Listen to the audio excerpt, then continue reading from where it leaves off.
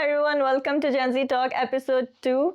Thank you so much for your love and support on our last episode. So आज का हमारा topic है giving up too early. क्या आपको लगता है कि जेन ज़ी जो है वो बहुत जल्दी गिव अप कर देती है? इसी टॉपिक पे बात करने के लिए हमने एक बहुत स्पेशल गेस्ट बुलाया है. He is not an ordinary man. He is a global UGRAD achiever, a filmmaker, a content creator, Musharib Hamas Aslam. अस्सलाम वालेकुम सलाम Taiba. Firstly thank you so much, आपने अपने शो में इनवाइट किया. मैं आपकी No फर्स्ट problem. एपिसोड भी देखी है. How was काफी it? मेरा जो है उस पे रिमार्क्स काफी अच्छे हैं. लाइक आपकी एपिसोड काफी अच्छी थी और प्लस ये कि जो शो का कॉन्सेप्ट है वो अपने आप में ही एक नाम आपका एक्सप्लेन करता है. लाइक जेन ज़ी टॉक्स, लाइक जो जेन ज़ी के इश्यूज हैं.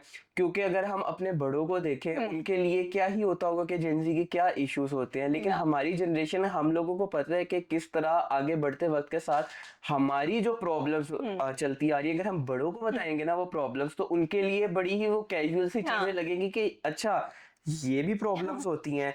तो मेरे ख्याल में ये शो बड़ा अच्छा है, एक अच्छा प्लेटफॉर्म है अपनी आवाज रेज करने के लिए. अगर हम उन्हें अपनी प्रॉब्लम्स बताएं भी तो वो कहते हैं ये कोई प्रॉब्लम है. बिल्कुल ऐसे ही है.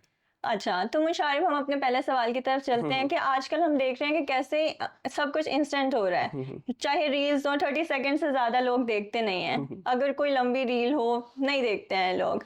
कोई फूड ब्लॉगिंग हो वो उनको चाहिए कट टू कट हो वो, ठीक है. और ऊपर से जो सक्सेस स्टोरीज हम देख रहे हैं रातों रात, ऐसे लगता है इंस्टाग्राम खोलें आपको भी ऐसा लगता होगा कि रातों रात लोग अचीवमेंट कर रहे हैं. तो मेरा सवाल आपसे ये, क्या हमारे अंदर जो जेन ज़ी है, हमारे अंदर पेशेंस खत्म हो गया है? क्या हम चीज़ को हर चीज़ में रश करते हैं? क्या हम इतना वो हो गए हैं कि हमारे अंदर जो लॉन्ग टर्म स्ट्रगल के लिए मेंटालिटी है वो हमारी बिल्कुल ख़त्म हो गई है, हम उसके लिए तैयार ही नहीं है? अच्छा, सबसे पहली बात तो आपने जो पेशेंस की और लॉन्ग टर्म स्ट्रगल की. अगर हम ये बात करें कि स्पेसिफिक ये हमारी जनरेशन में ही क्यों है, इसका सबसे ज़्यादा कसूरवार मेरे ख्याल में मैं हमारे पेरेंट्स को ठहराऊंगा. मैं कुछ नेगेटिव बात नहीं करूंगा पेरेंट्स को लेके, बट अगर आप चीज़ देखें ये शुरू ही हमारे बचपन से होती है कि घर में हमारी तरबियत ही किस तरह स्टार्ट हुई है.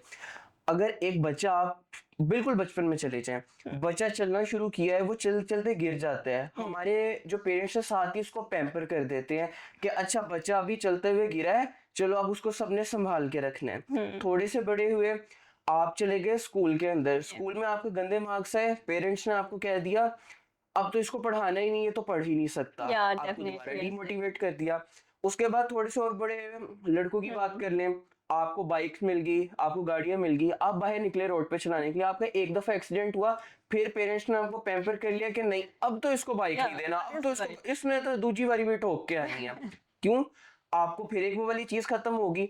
तो आपने वो चीज ही जिंदगी में कभी नहीं सीखी कि जब आप एक दफा गिरोगे तभी आप उठोगे. अभी क्या हुआ, आप एक दफा गिर गए, आपको दोबारा मौका ही नहीं किसी ने दिया, और वो मौका आपको किसने देना था? अभी तो हम जिस एज के अंदर हैं, हम लोगों को मौका कोई नहीं दे सकता, हमने अपने मौके खुद ही लेने हैं. बट अगर मैं बचपन की एज की बात करूं, जो वक्त आपको सिखाता है कि आपने जिंदगी किस हिसाब से जीनी है, तभी आपके पेरेंट्स ने आपके ऊपर वो एक पैम्पर वाली जो लेयर होती है वो उन्होंने ऐड कर दी है. तो आप कभी जिंदगी में ग्रो ही नहीं कर पाए कि जब आप एक दफा फेल हो गए हो जिंदगी के अंदर, तो आपने उसको आगे ग्रो किस तरह करना है, आपने उस चीज को अचीव दोबारा किस तरह करना है. मैं अपनी एक पर्सनल आपको एक्सपीरियंस बताऊं. अब मैंने जब पहली दफा अपना बाइक चलाना सीखा था, मैंने तकरीबन 8 क्लास होगी मेरी, और मैं बाइक बड़े शौक शौक में लेके गया, मेरा एक्सीडेंट हो गया. अब उस टाइम मैं क्रेडिट दूंगा अपनी मदर को. उन्होंने मेरे साथ वो वाला सीन नहीं किया कि अच्छा एक्सीडेंट हो गया, इसकी बाइक की चाबी छीन लो, इसको तो दोबारा बाइक ही नहीं देनी है. उन्होंने कहा पक्का ड्राइवर ही वही होता है जो एक दफा जाके एक्सीडेंट अपना करके है. क्यों? क्योंकि आपने एक दफा अपना एक्सीडेंट कर लिया, आपको पता चल गया कि आपकी गलती क्या थी. एक्सीडेंट होता है तो किस तरह महसूस होता है. अब क्या है, मुझे पता चल गया कि मैंने वो वाली गलती नहीं करनी, मैंने अपनी मिस्टेक से सीखी, मेरे अंदर पेशेंस रहा, मैंने गिव अप नहीं किया कि अच्छा यार मेरा एक दफा एक्सीडेंट हो गया, अब तो मैंने बाइक लेके ही नहीं जानी, मैं लेके निकला तो मेरा एक्सीडेंट हो जाना, क्या पता इस दफा दूसरा बाजू भी छिल वो जाए. डर को फेस बिल्कुल. किया. तो ये चीज हमारे बिल्कुल बचपन में घर से शुरू होती है, तो मेरे ख्याल में वो फ्रीडम ही नहीं हमें शुरू से मिल पाया. अगर हम मोटिवेशन की बात करें, आजकल जो जेन ज़ी है वो ज़्यादातर मोटिवेशन स्पीकर्स को सुनती है. तो आपको क्या लगता है कि जो जेन ज़ी है वो ज़्यादातर मोटिवेशन पे डिपेंड है, कोई डिसिप्लिन नहीं है, या फिर उनको लगता है कि डिसिप्लिन बोरिंग है? अच्छा, सबसे पहले आपने मोटिवेशनल स्पीकर्स की बात की। हमारी इस टाइम की जो जनरेशन है वो इतनी डिप्रेस हुई पड़ी है क्योंकि हमारे प्रॉब्लम्स इस तरह के होते हैं, हम किसी से शेयर नहीं कर पाते। आज के लोगों के दोस्त नहीं होते, लोग किससे शेयर करें आई ये कैन वाली सारी रिलेट। प्रॉब्लम्स। अब जब आप यूट्यूब खोलते हो आपको इस तरह के मोटिवेशनल स्पीकर मिलते हैं जो कि वो मोटिवेशन, मैं उनको कभी मोटिवेशनल स्पीकर नहीं कहूंगा, मैं वो कहूंगा वो उस टाइम आपकी जरूरत होती है, क्योंकि आपके पास कोई बंदा बात करने के लिए है नहीं। आप वो बहुत ही इंट्रोवर्ट जमाने के अंदर चले गए हुए हो जहां आप अपने आप को सो कॉल्ड जेंजी कह रहे हो कि क्योंकि हम 6 लोगों में उठ बैठ नहीं रहे, हम बिल्कुल अकेले हैं तो हम जेंजी हैं, हमें कोई बताने के लिए है नहीं प्रॉब्लम, हम किससे शेयर करें। और वही यूट्यूब पे आपको प्रॉब्लम बताते हुए बंदा एक मिल गया है। इवन तो अब जो चैट बॉक्स है हम उनको अपनी प्रॉब्लम शेयर करते हैं, ना कि रियल तो लोगों इट से। मीन्स कि फिर चैटबॉट आपका मोटिवेशनल स्पीकर हुआ? बिल्कुल भी नहीं, ये बिल्कुल गलत चीज है, क्योंकि आपको वो इस टाइम हॉट टॉपिक चल रहा है, वो 2 बंदे आपको बोलते हुए नजर आ गए। अब मिसाल के तौर पे मैं आपको बड़ी अच्छी एग्जांपल दूं, आज हम जिस टॉपिक के ऊपर या बात कर रहे हैं, अब इस टाइम जिसकी ये वाली प्रॉब्लम चल रही होगी और वो मेरी ये वाली बातें सुनेगा, उसके लिए क्या मैं मोटिवेशनल स्पीकर हो गया? मेरे ख्याल में तो मैं पहली दफा बैठ के ये वाली बातें कर रहा हूँ, तो मैं अपने आप को मोटिवेशनल लेकिन वो स्पीकर कुछ कहूँ? तो सीखेगा ना, कि उसको ठीक है, वो लगेगा कुछ ओके सीखेगा, बट मोटिवेशनल क्या स्पीकर मोटिवेशनल का एक स्पीकर। टैग दे देना, पता नहीं मेरी जिंदगी में अपनी क्या प्रॉब्लम्स चल रही होंगी। तो हम समझते हैं जो मोटिवेशनल स्पीकर है वो सिर्फ आप लोगों या के लिए मोटिवेशनल वो लोग स्पीकर है, वो हमें जो अपनी जिंदगी में कितनी फाइट कर रहे होंगे वो एक अलग चीज है। सेकेंडली जो आपने मेरे से क्वेश्चन किया, discipline and motivation. Discipline and motivation, सबसे पहली बात तो ये डिसिप्लिन एंड मोटिवेशन एक ही चीज होती है। लेट्स सपोज आपका डिसिप्लिन क्या है, आपने सुबह 6 बजे उठना है, आपने जिम जाना है। सबसे पहले तो आपने फजर की नमाज पढ़नी है, उसके बाद आप जिम जाएंगे, फिर आपने सारी बात ऑफिस जाना होगा, ऑफिस से आप वापस आएंगे, घर वालों के साथ घूमना होगा, कोई प्लान होंगे, कोई गोल्स होंगे, आपने वो अचीव करने। अब ये जो सारा आप स्केड्यूल फॉलो कर रहे हैं ये क्या है? डिसिप्लिन। ये आपका डिसिप्लिन है, आपने अपना डिसिप्लिन मेंटेन रखा हुआ है। ये आपने क्यों मेंटेन रखा हुआ है? क्योंकि आपने कोई चीज अचीव करनी है, और वो जो चीज अचीव करनी है उसके लिए जो डिसिप्लिन बनाया हुआ है, दैट्स कोई गेट्स मोटिवेशन। मोटिवेशन आपकी।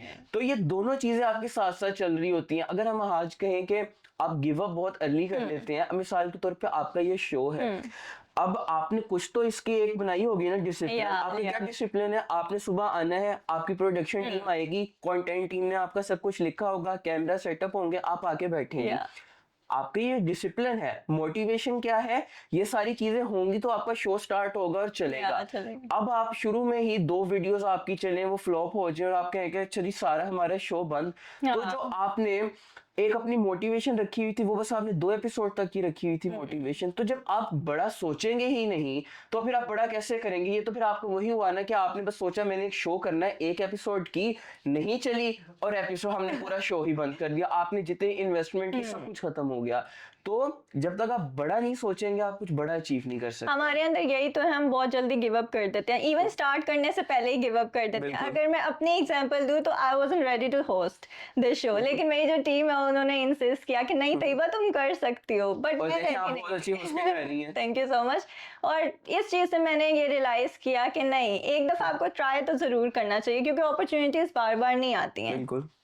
सो इसी के साथ जो आपने अभी बोला, तो हम के रिजल्ट नहीं आता तो हम गिव अप कर देते हैं। तो अगर कंटेंट क्रिएटर को रिजल्ट ना मिले, 1-2 रील्स उन्होंने डाली और रिजल्ट ना मिले, तो उसका क्या है, क्या सोल्यूशन है उसका, कि उनको क्या करना चाहिए? गिव अप कर देना चाहिए, उनको कंसिस्टेंट रहना चाहिए, क्या करना चाहिए? देखिए सबसे पहले तो कंटेंट क्रिएटर को कंसिस्टेंट रहना चाहिए। अगर वो अपने आप को कंटेंट क्रिएटर कह रहा है ना, तो सबसे पहले उसको ये चीज पता होनी चाहिए कि उसने कंटेंट क्रिएट करना है।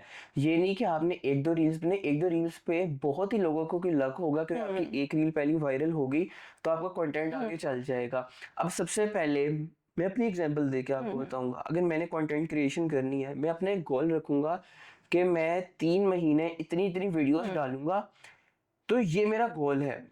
अब अगर मैं पहले ही अपना गोल मैंने ये रखा हुआ है कि ओ माय गॉड पहले महीने तो मेरा रिजल्ट ही नहीं आया, तो चलो अगले 2 महीने वाले मैंने वैसे ही माइनस कर दिए, क्योंकि मैंने ये खुद ही से अज्यूम कर लिया कि कि अगर मेरा पहले महीने नहीं आया तो मेरे अगले 2 महीने भी नहीं आएंगे। क्या पता वो जिस दिन मैंने ब्रेक लगाई है उसी दिन जो रात को मैंने रील लगानी है वो मेरी मिलियन प्लस व्यूज क्रॉस कर दे। किसको क्या पता? आपका एल्गोरिथम का नहीं पता, यूट्यूब का, इंस्टा का, टिकटॉक का, कब क्या चीज आपकी वायरल हो जाए। तो सबसे पहले आप अपना एक रोड मैप क्लियर रखें।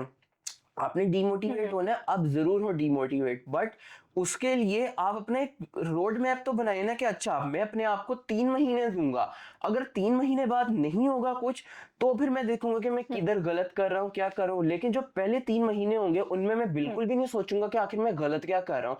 उनमें मैं बस चीज सीखूंगा। क्रिएट करूंगा। या नई चीज चलेगी, अच्छा मैं देखूंगा यार इस पे इतने व्यूज आए, इस पे क्यों व्यूज आए, अच्छा इसमें मैंने फलानी चीज की थी, फलानी एडिटिंग मैंने की हो सकती है, किसी फलाने कंटेंट के ऊपर डिस्कशन की होती है, चलो मैं दोबारा ही करके देखता हूँ, दोबारा ही चीज चल गई, अब मैं सीख रहा हूँ अपनी चीजों से।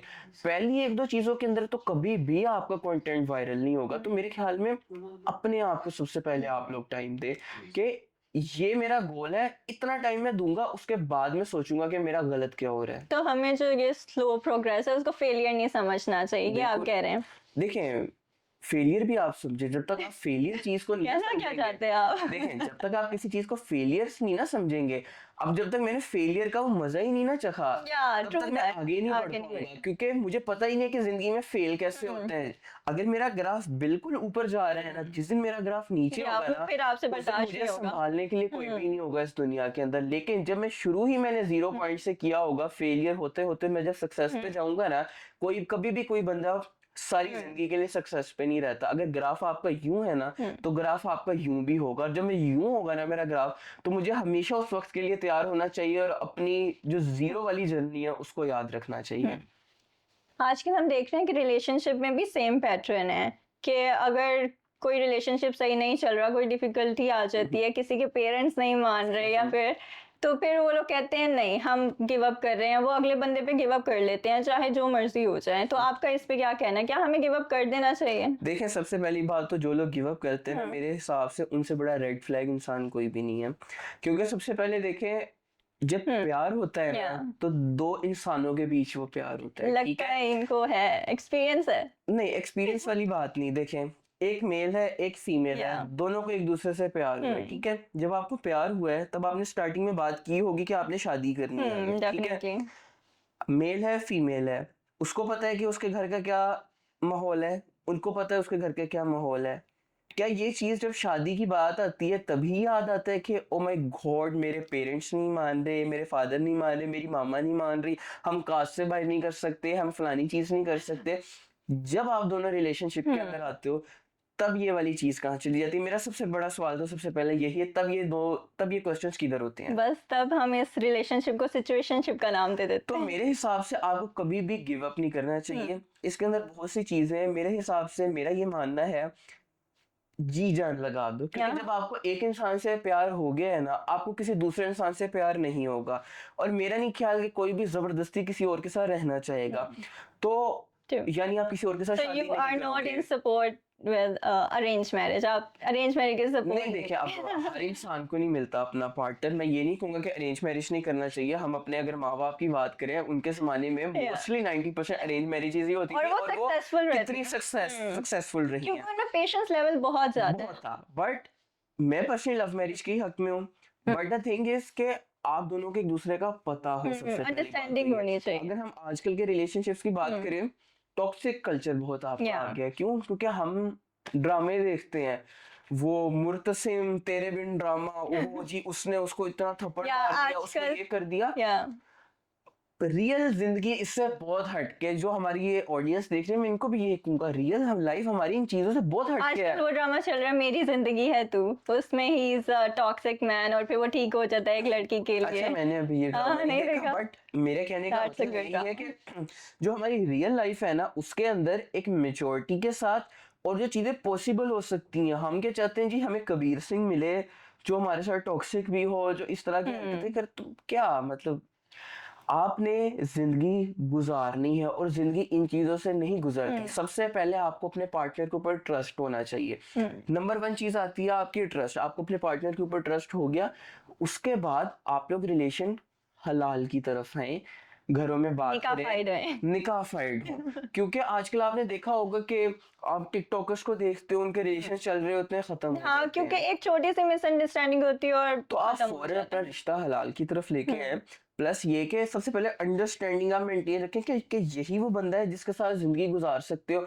ये जो आपने स्टार्टिंग में बात की ना कि लोग आ जाते हैं कि क्या ये हमारे लिए बना था या बनी थी कि नहीं बनी थी। अगर आपको उससे प्यार हुआ है ना तो Yeah. इट मींस कि वो आपके नहीं, लिए आज- था। आगे आपकी एफर्ट्स मैटर करती हैं कि आप उसको अपना बना पाए या नहीं बना नहीं, पाए। आजकल तो ये भी है ना कि इसलिए भी गिव अप कर देते हैं कि यार मैं तुम्हारे काबिल नहीं हूँ इसलिए। रेड फ्लैग थिंग, जब आप स्टार्टिंग में आए थे तब आपको नहीं पता था आप उसके काबिल हो कि नहीं हो। तो ये सिर्फ बच्चों वाली काबिल बातें हैं। बनना पड़ता है, कोई किसी के काबिल होता नहीं, काबिल काबिल बनना बनना पड़ता है। वही पड़ता है। अगेन मैंने बात की है कि आपको मोहब्बत होगी, अगर आप वो मोहब्बत अपनी हासिल नहीं कर पाए तो आप नाकाम इंसान, क्योंकि आपने कोशिश नहीं की। भले आप जितनी मर्जी कह लो आपने 1000 कोशिशें की हैं, क्योंकि कभी भी सक्सेसफुल मोहब्बत नाकाम नहीं होती। ये जो आजकल हम कह रहे हैं कि हम एक्सप्लोर कर रहे हैं, चाहे करियर हो, रिलेशनशिप हो, जो भी हो, तो क्या हम एक्चुअली में एक्सप्लोर कर रहे हैं या बस एस्केप कर रहे हैं?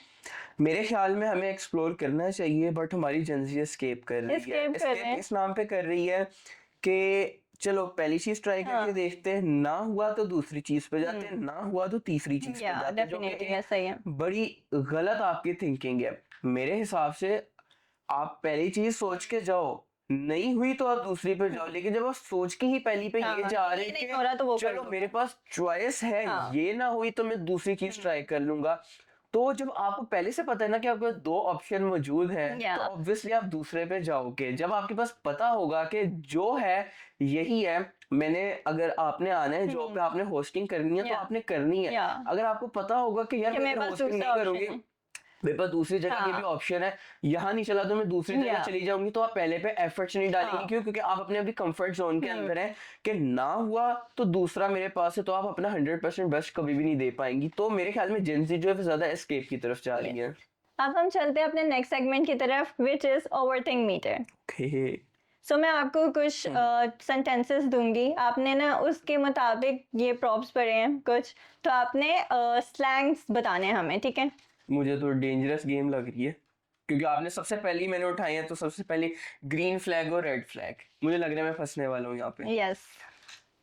ओके, सो मेरा पहला सवाल है, अगर रिजल्ट जल्दी ना आए तो मेरा इंटरेस्ट खत्म हो जाता है।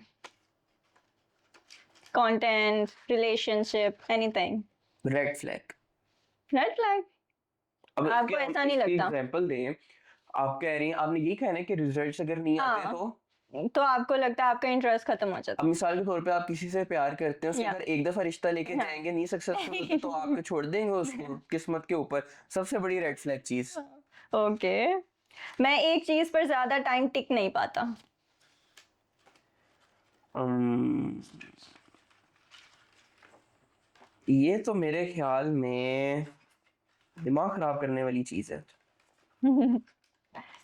आजकल यही तो है, हम नहीं टिकते हैं। Brain rot.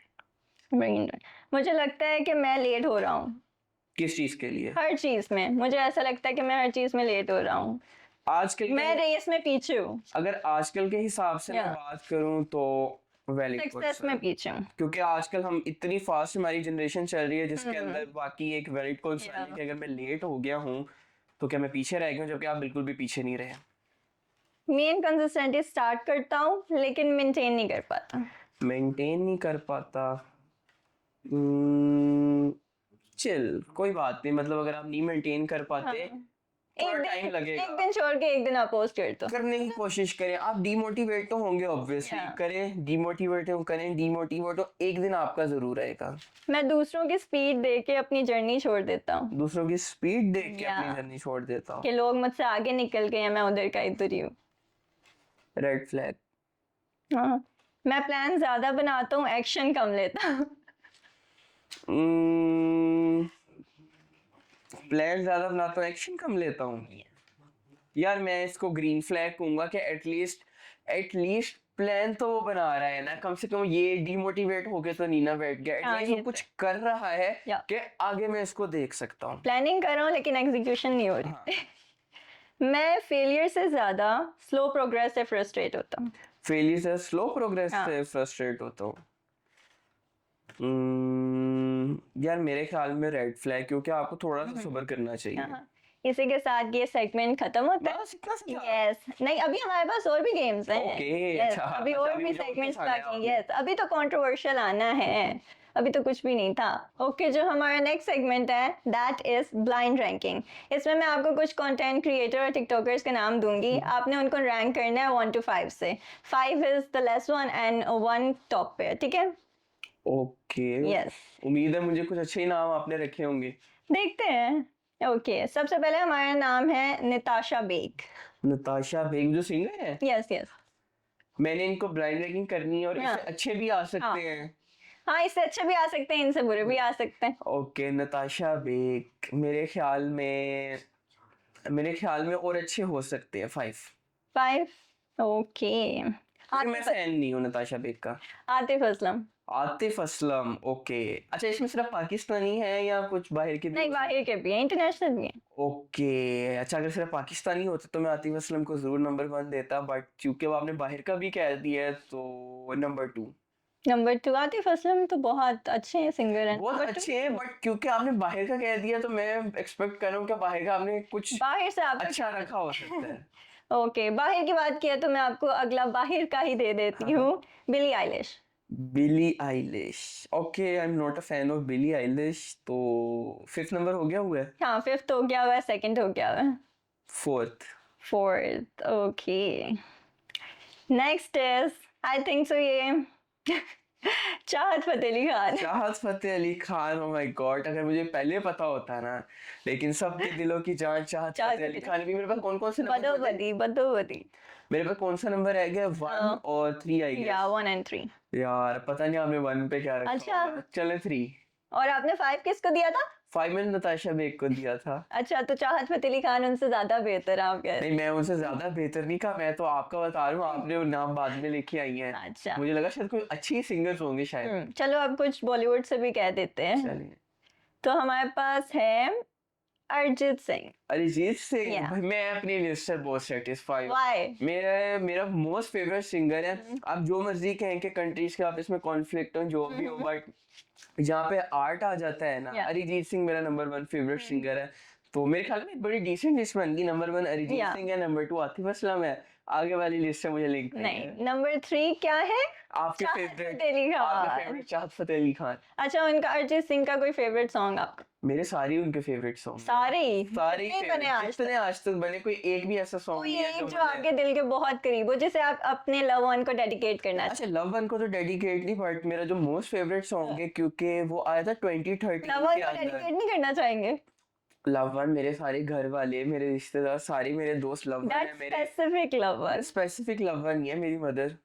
ओके, और चलो तो नहीं अगर मैं सॉन्ग, अगर कोई एक आप मुझे कहें तो 2013 के अंदर, क्योंकि बहुत नॉस्टैल्जिक एरा था, मैं 5th क्लास के अंदर था। हाँ, और तब वो आप तब से सुनते आ रहे, बचपन तब से से मैं सुनते आ सुनते रहे। आ रहा हूँ। तब आशिकी 2 मूवी आई थी, उसके अंदर या का गाना था तुम ही हो। या तो तब से मैं उनका फैन हूँ, तब से लेके आज तक मैंने उनके सारे गाने सुने हैं। तो फिर आपसे थोड़ा सा सुन भी लें। नहीं, मेरी आवाज बिल्कुल अच्छी नहीं है, मेरे ख्याल में आगे चलती है। Okay, it was a fun segment, तो हम इसी के साथ अपने नेक्स्ट सेगमेंट की तरफ चलते हैं।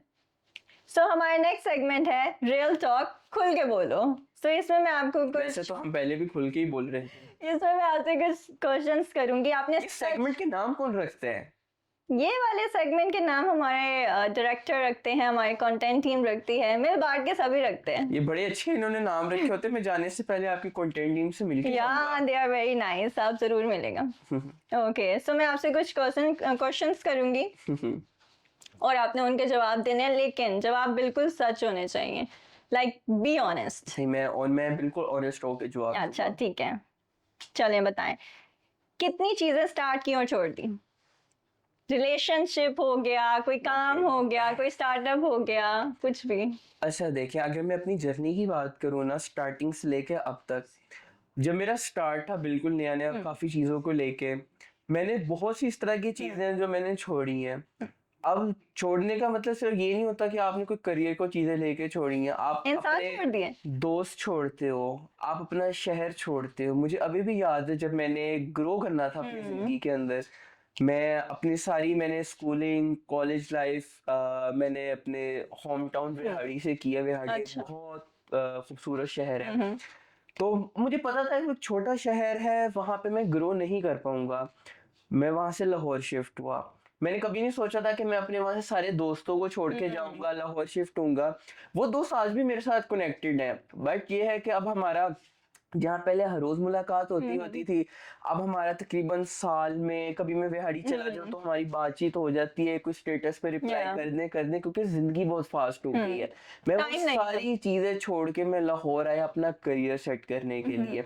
अगर मैं यहाँ पे बात करूँ, करियर सेट करते करते आपके डिफरेंट कॉलीग्स होते हैं, डिफरेंट हम्म ऑफिसेज होते हैं, आपकी नई दोस्तियां बनती हैं, हम्म नए एक्सपीरियंसेस होते हैं, आप नई चीज़ों पे पंगे करते हैं। मैंने सबसे पहले व्लॉगिंग से स्टार्ट किया, मेरी व्लॉगिंग नहीं चली, मैंने भी वही किया, मैंने गिव अप कर दिया, मैंने चीज़ें छोड़ दी।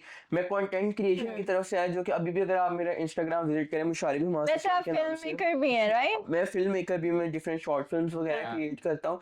तो ये एक मोटिवेशन होती है, जब आप फेलियर से आगे आते हैं ना, तो आपको पता चलता है अच्छा मैं जो पिछली दफा फेल हम्म हुआ था ना, असल में गलती वो वाली चीज थी। हाँ अब जब आपको पता चल गया ना कि गलती क्या थी हम्म उसके अंदर, अच्छा इसके अंदर एक और भी चीज बड़ा मेन फैक्टर आपका आता है। जब आप फेल होते हैं ना, तो इट मीन ये नहीं कि अब आप फेल हो गए तो अब आपको पता चल गया हम्म फेलियर हो गया।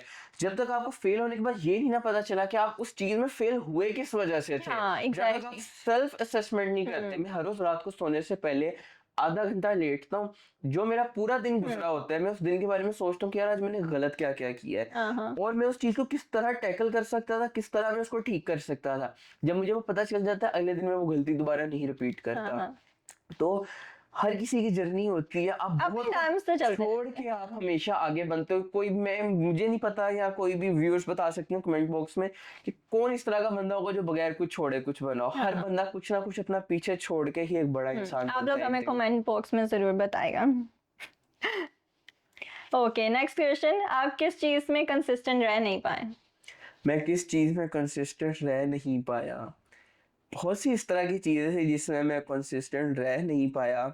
मेरे ख्याल में मेरा एक पीक टाइम था, मैं हमें इसको कुछ मजे का कुछ मैं मसाला उसको डाल देना। नहीं, मैं उसको डिस्क्लोज नहीं करूंगा, बट मेरा एक पीक टाइम था। हाँ मैं मेरी एक बहुत बड़ी अचीवमेंट थी, मैं वहां से उस अचीवमेंट के बाद मेरे पास एक पीक टाइम था अपना, कि मैं अपने आप को ग्रो कर सकता था, मैं अपनी कंटेंट क्रिएशन की जर्नी में बहुत हाई या जा सकता था। बट उस टाइम क्योंकि आपके सर पे एक चीज सवार हुई होती है कि अभी तो बहुत टाइम में कर हम्म लेंगे, मेरा वो पीक टाइम भी चला गया, और उसके अंदर मैं बहुत अच्छा अपने कंटेंट या क्रिएशन कर सकता था, मैं ग्रो कर सकता था, मुझे आप रीच मिल ब्लॉगिंग कर सकती थी। सकते थे, राइट?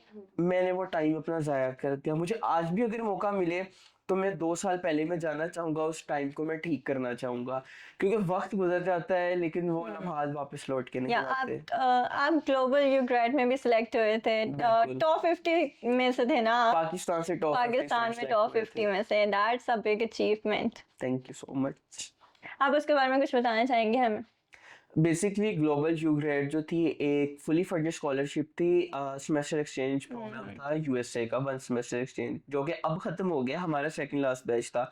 उसके अंदर ये था कि पाकिस्तान हाँ से टॉप 50 स्टूडेंट सेलेक्ट होते थे, और हमारी बार ये था कि मैंने 2013 कह रहा हूँ 2023 के अंदर अप्लाई किया था, और उस ईयर में 36,000 स्टूडेंट्स ने पाकिस्तान से अप्लाई किया था, और एट द एंड सिर्फ 100 स्टूडेंट्स जो थे वो हम्म यूएसए गए थे।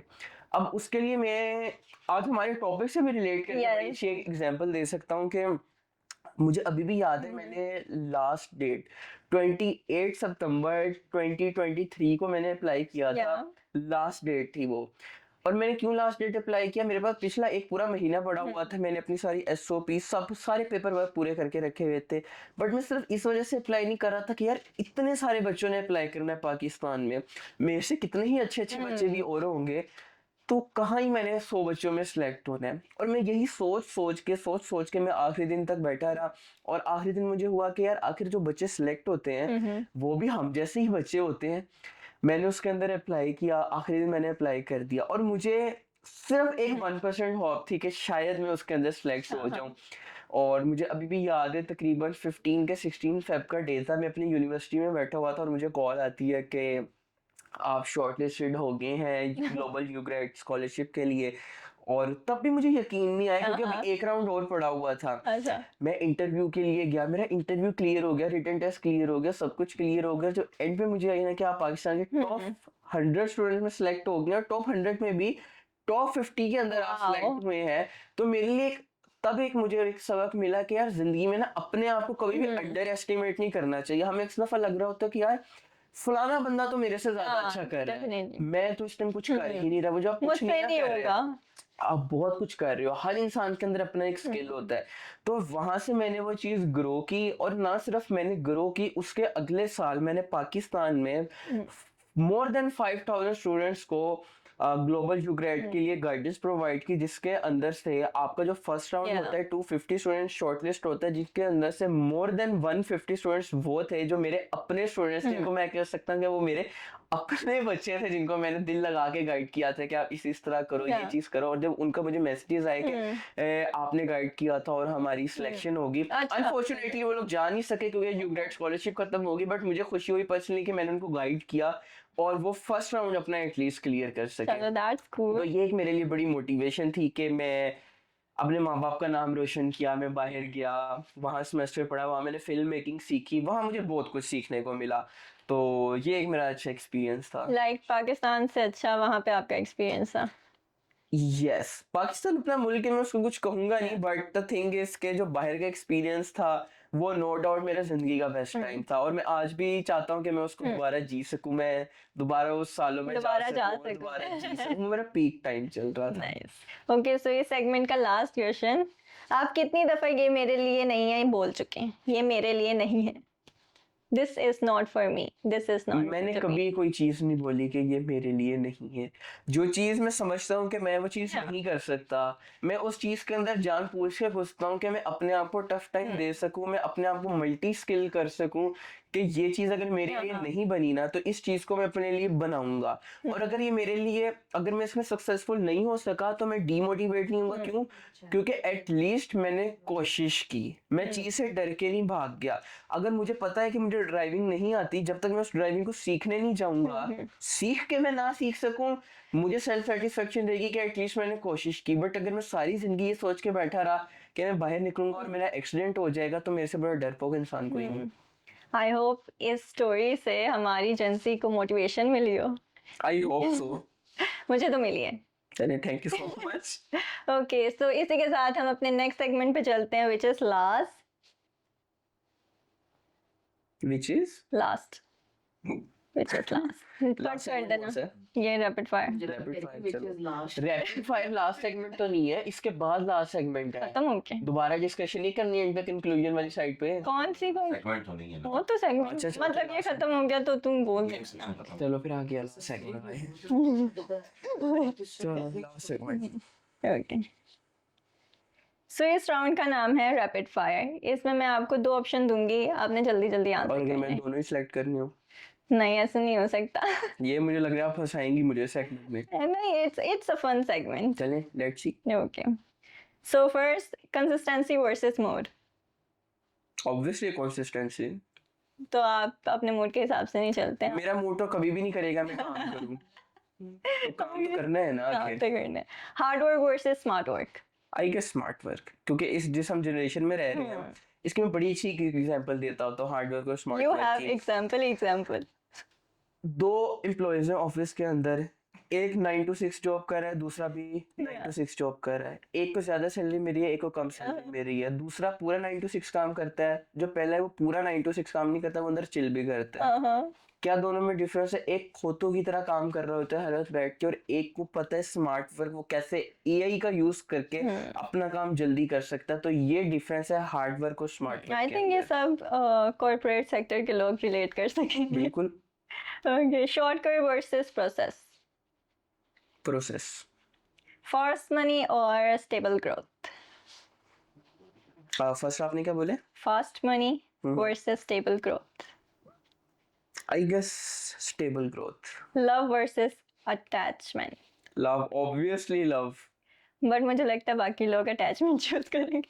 लोगों की अपनी पर्सनल चॉइस है। Passion versus discipline. Passion. Give up या क्विट। ना गिव अप करूंगा मैं, ना मैं Oh, quit sorry. करूंगा। गिव अप या फाइट। फाइट करूंगा ऑब्वियसली। आपके एग्जांपल्स में दिमाग में घूम रही है। ओके, सो ये हमारा लास्ट सेगमेंट था। आप कुछ कहना चाहेंगे हमारी ऑडियंस से? मैं आपकी इस ऑडियंस को यही चीज़ कहना चाहूँगा कि ज़िंदगी के अंदर कभी भी डीमोटिवेट नहीं होना, कभी भी किसी चीज़ को लेके गिव अप नहीं करना। आप जब भी ज़िंदगी के अंदर कुछ करना चाह रहे होंगे, जब आप उसका पहला स्टेप लेंगे, सबसे पहले आपको डीमोटिवेट करने वाले आपके साथ वाले ही लोग होंगे। क्यों?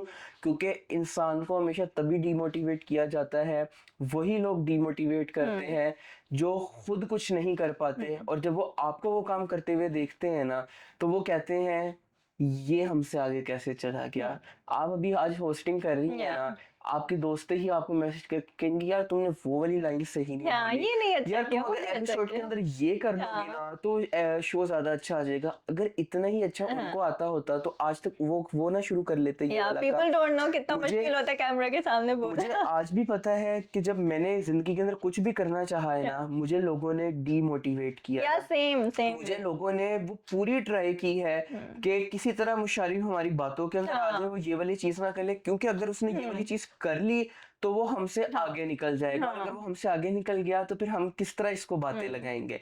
और अगर आपने एक चीज करने के ठान ली है ना, तो उसको कभी गिव अप नहीं करना, क्योंकि जब भी आप कुछ चीज करने जाओगे ना, ऑडियंस पूरी दुनिया आपके पीछे लग जाएगी कि आप उस चीज के अंदर फेल हो जाओ, और आप होगे फेल उसके अंदर। आप एक दफा फेल हो गए, आप दो दफा फेल हो गए, आप तीन दफा फेल हो गए, अल्लाह ने आपके अंदर जान डाली है। जब तक आपका आखिरी सांस जवाब नहीं ना दे जाता, आपने वो चीज छोड़नी नहीं है। लगे रहो काम के पीछे, अपने आप को छिलवा दो, लगे रहो, पड़े रहो उस काम के पीछे। एक दिन आएगा, अल्लाह ने हर इंसान की जर्नी लिखी हुई है। अगर एक दिन उनका है, एक दिन मेरा है, तो एक दिन मेरे दोस्तों आप लोगों का भी आएगा। तो कभी भी पीछे मुड़ के नहीं देखना, हमेशा अपनी कामयाबी को आगे ही देखना है कि वो कामयाबी जा रही है और मैंने उसके पीछे भाग के जाने। क्योंकि जब आप रास्ते में भागते हुए जा रहे होगे, तो आपको भौंकने में कुत्ते रास्ते में मिलेंगे, लेकिन अगर आप उनको पत्थर मारने के लिए रुक जाओगे तो आपका सफर बहुत लंबा हो जाएगा। अपने सफर को नहीं लंबे होने देना। वेरी बस ये मेरी एक एडवाइस है। Very nice. Okay, before we end मेरा भी आपसे एक सवाल है, क्या आप अपने आप को फेलियर समझते हो या आप जस्ट जल्दी गिव अप कर देते हो? सो मुशारिफ, क्या आप हमारी ऑडियंस को कहना चाहेंगे कि हमारे चैनल को सब्सक्राइब करें? Obviously guys do subscribe Gen Z Talks Spotlight by ISN, and इनका शो बहुत मज़े का है, मुझे भी मज़े का लगा। तो आज के एपिसोड के हिसाब से like comment share and subscribe होता है, subscribe. So thank you so much. हम मिलते हैं आपको अपनी नेक्स्ट एपिसोड में। Stay tuned. अल्लाह हाफिज।